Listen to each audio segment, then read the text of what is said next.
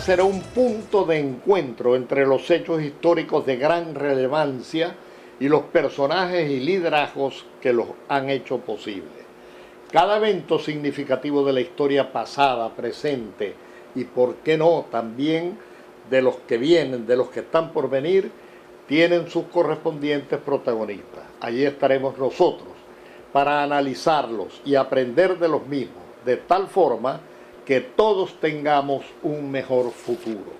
Por lo tanto, le damos la mejor de las bienvenidas a todos con nuestro primer programa, que se referirá a los dramáticos acontecimientos del 23 de enero de 1958 que provocaron la caída de la dictadura de Marcos Pérez Jiménez.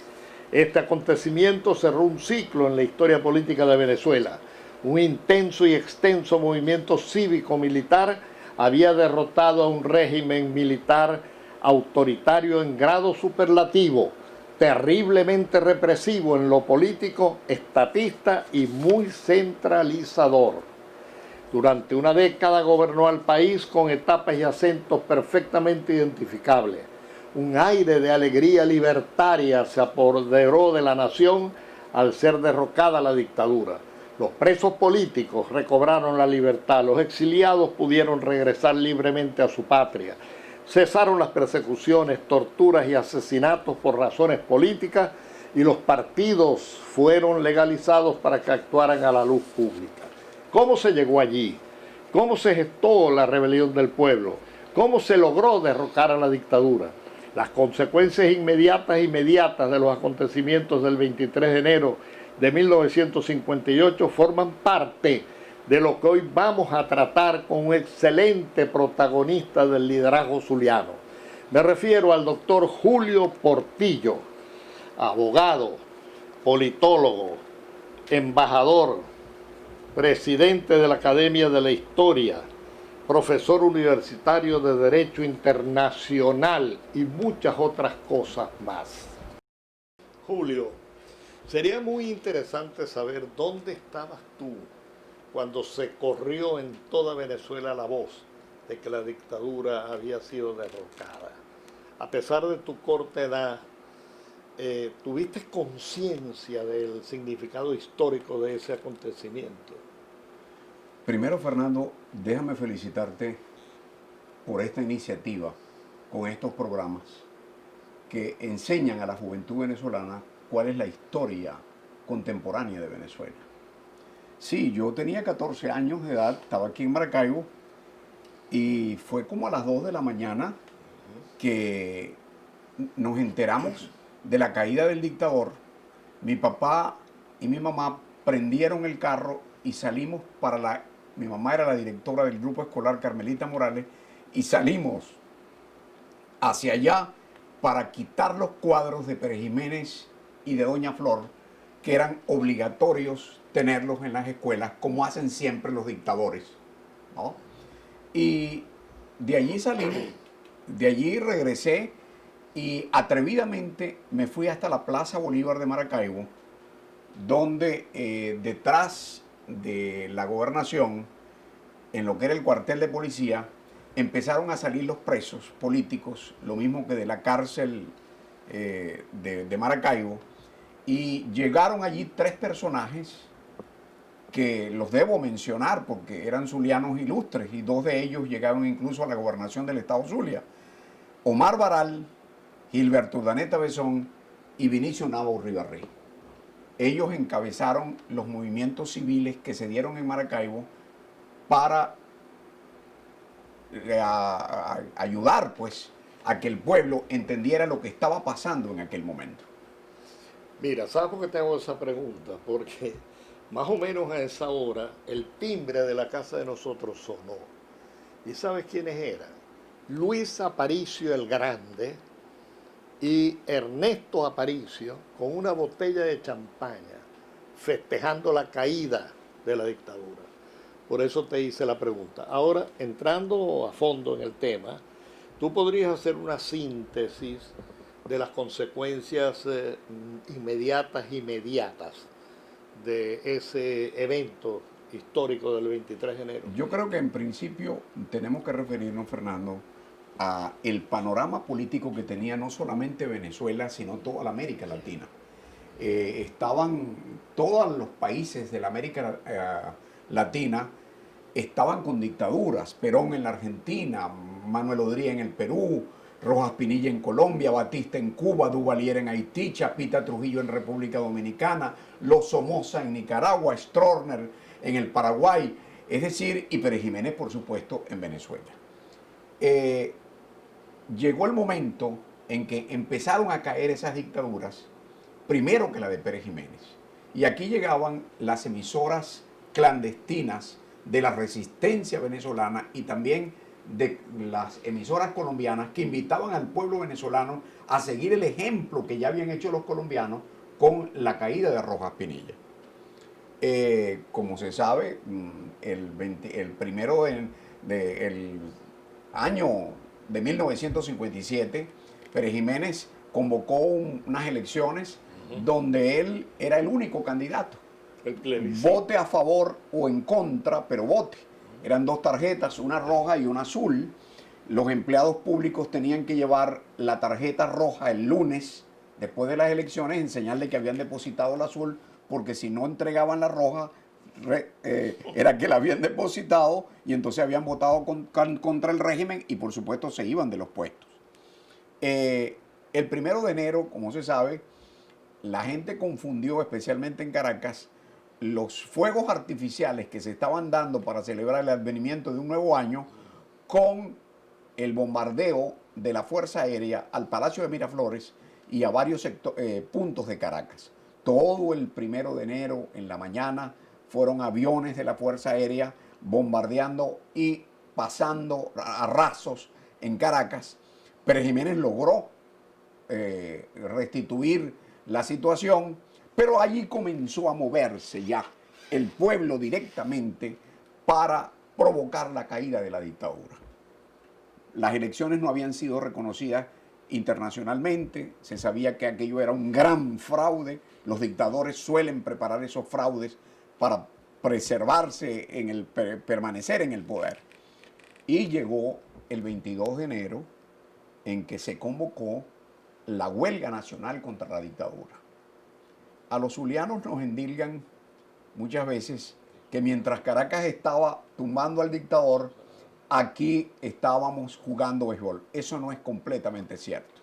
Aquí también había un movimiento de resistencia para tumbar la dictadura. Y por supuesto, a las 10 de la noche, Pérez Jiménez, el 22 de enero, se convocó, sonaron las campanas de las iglesias y las bocinas de los automóviles y se convocó a una huelga nacional contra la tiranía. La gente se fue para sus casas, Pérez Jiménez tiró el ejército a la calle y la gente desde los edificios, desde las casas, les tiraban piedras a los militares, les hacían disparos, botellas, y a las 10 de la noche ya las propias Fuerzas Armadas le dijeron al dictador que aquello no era inaguantable, que se tenía que ir. Y Pérez Jiménez salió para la República Dominicana, para Santo Domingo, en el famoso avión de la Vaca Sagrada. Pararon primero la caravana presidencial en el Banco Central, lo saquearon de dinero, siguieron hasta La Carlota y desprendió el avión. A la 1 de la mañana, hasta en las cárceles, había llegado ya la noticia desde los noticieros internacionales de que el dictador se había ido. Y la gente se tiró a la calle para celebrar aquel advenimiento de la democracia, de la libertad. Y Venezuela, Fernando, pocas veces se destaca este hecho, que en un año, eso no lo ha conseguido ningún país en el mundo, logramos los venezolanos en aquel 1958 que regresaran los exilados, que salieran los presos políticos, que se reconstituyeran los partidos y los sindicatos, la libertad de prensa, se hizo la campaña electoral y el 4 de diciembre teníamos electo al nuevo presidente. ¿Cuánto le costó a Nicaragua? ¿Cuánto le costó a Cuba, a Egipto, después de la caída de los dictadores, volver a la normalidad? y los venezolanos en un año lo logramos. Sería muy interesante hacer una breve análisis de cuáles fueron los factores políticos y económicos que determinaron el deterioro y la caída de la dictadura de Pérez Jiménez.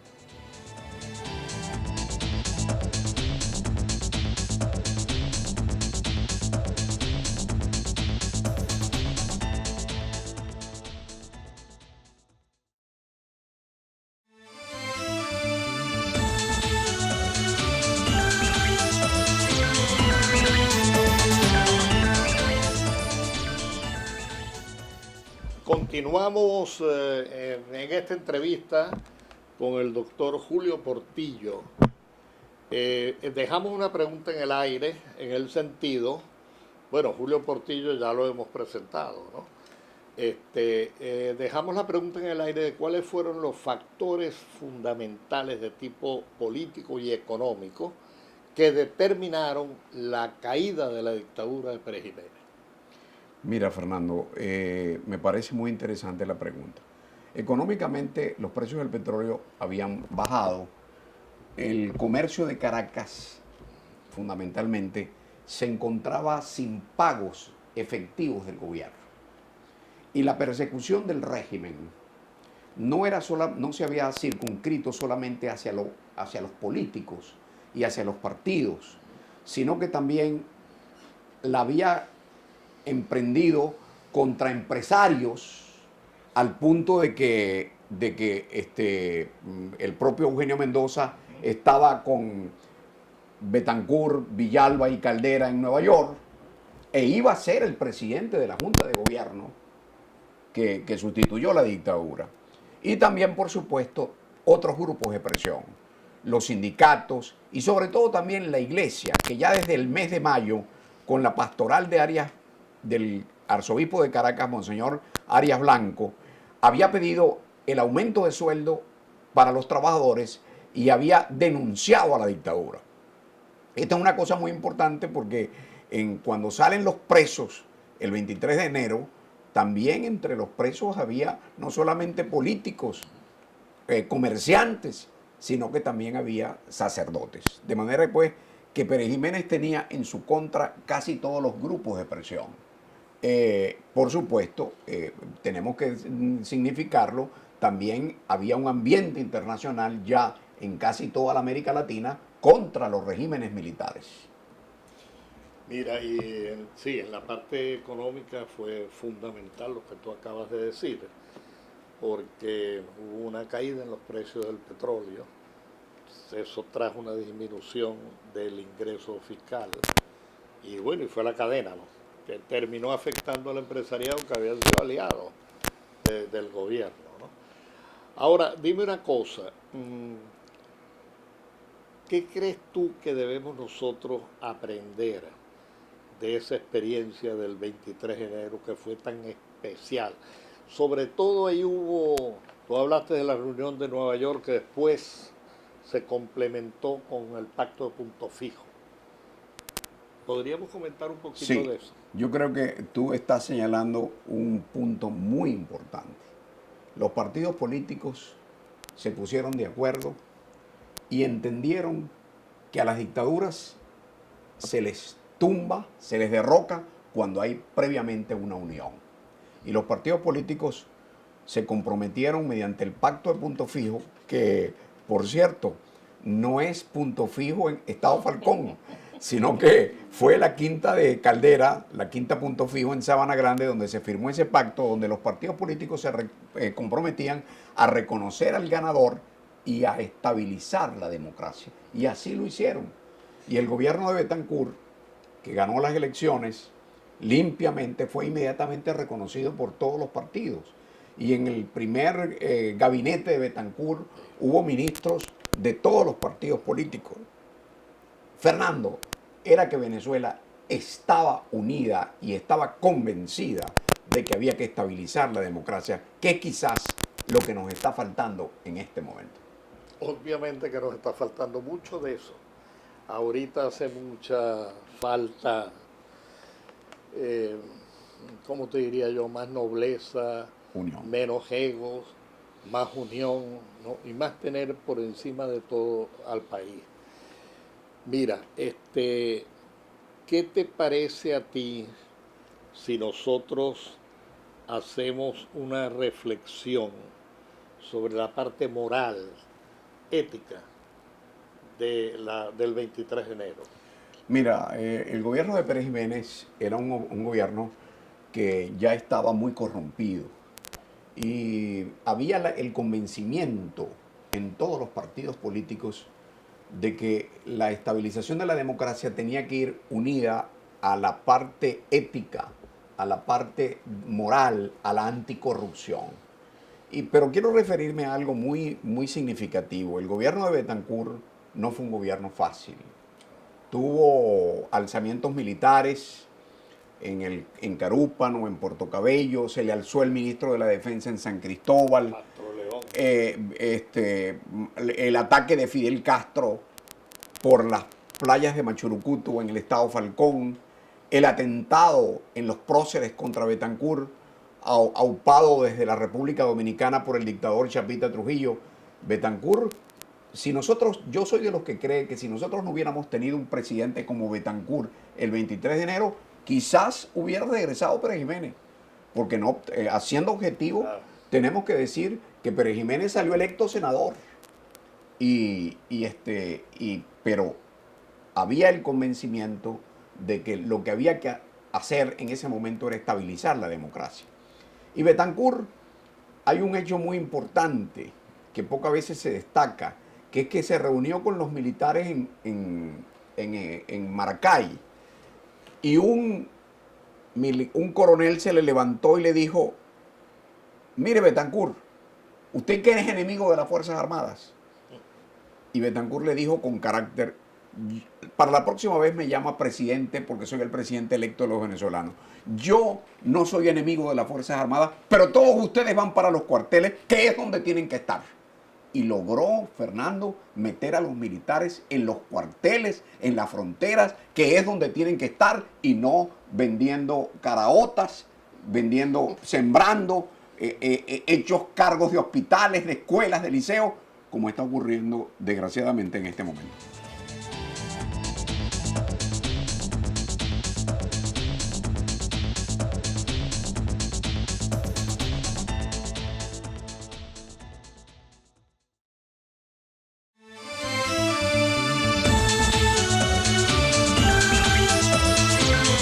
Habíamos quedado que para este tercer negro, con el doctor Julio Portillo, que estamos teniendo una conversación muy importante sobre el 23 de enero y sus consecuencias, habíamos quedado que íbamos a tratar de hacer una reflexión sobre las conclusiones que podemos sacar de este acontecimiento que realmente marcó un hito en la historia política de Venezuela.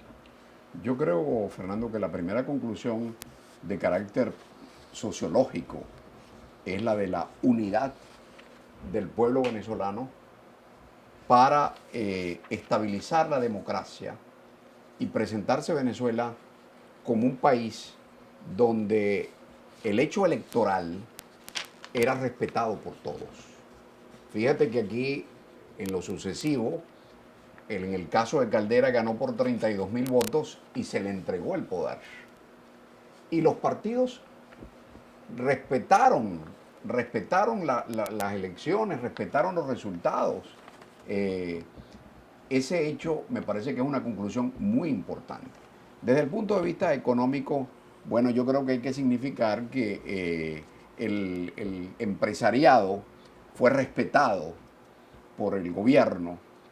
Hubo mucha libertad de inversión en Venezuela y no era una cosa simplemente de Caracas, sino que la podíamos ver en todo el país.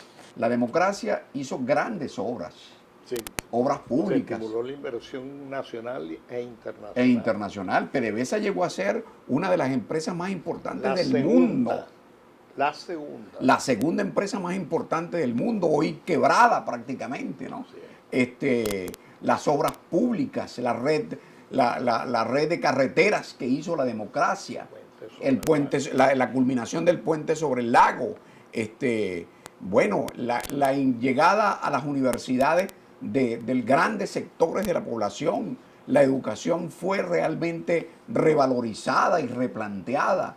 Yo creo que los 40 años de democracia que tuvimos fueron 40 años estupendos que el pueblo venezolano ahora sobre todo está reconociendo, ¿no? Y esa es otra de las grandes conclusiones que nosotros podemos tener de esta interesante conversación que hemos sostenido. Así es, mira, y eso que dijiste de la unidad es muy interesante porque hay que destacar que esa unidad empezó a surgir de la base del pueblo hacia arriba. Incluso empezó a expresarse de manera dramática en las cárceles. Allí había gente de Acción Democrática, de URD, del Partido Comunista, posteriormente también de COPEI, y mucha gente que no era de partido, sino de ONG, y ya señalaste lo de los sacerdotes. Entonces se fue gestando una unidad de abajo hacia arriba, pero con una característica, que el liderazgo del momento arriba captó, interpretó eso y le dio sentido integral. ¿Ves? Y sobre todo, Fernando, las Fuerzas Armadas se convencieron de que por la moral del país no se podía seguir sosteniendo en el poder a un dictador desprestigiado internacionalmente, ¿no? Yo creo que ese es un gran aprendizaje que las Fuerzas Armadas en este momento deben volver a reflexionar sobre lo que significa no tener en la jefatura del Estado una persona que pueda ser referencia mundial, referencia internacional. Yo creo que eso es una cosa sumamente importante. Así es. Mira, y hay otro detalle que vale la pena destacar ahorita en estas conclusiones. La lucha contra la dictadura empezó en el mismo mes de noviembre de 1948. Inmediatamente se estructuraron los cuadros de la resistencia y inmediatamente también empezó la represión, por supuesto, del régimen perejimenista. Y aquella amplitud, mira, el hecho de que Acción Democrática ilegalizado mandara a votar por Jovito Villalba, por URD, que creo, y tú me vas a perdonar, que creo que a Jovito Villalba, que fue el gran líder del 36, debimos nosotros haberle dado la condición de expresidente de la República. Se la merecía porque Jovito fue un factor de unidad durante todos los... Desde el 28. Desde el 28.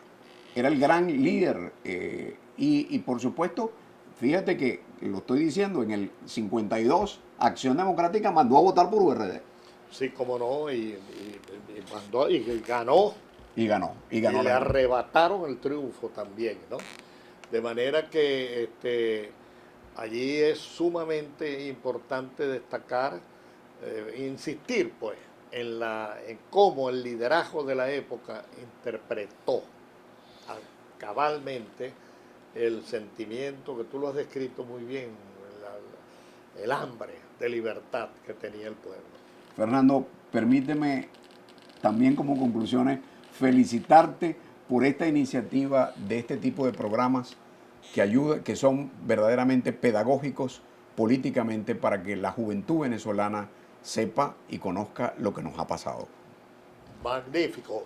Miren, yo les doy las gracias a todos los que nos han estado oyendo, nos han estado viendo, y los invito para el próximo programa que lo tendremos muy pronto. Muchas gracias, Julio.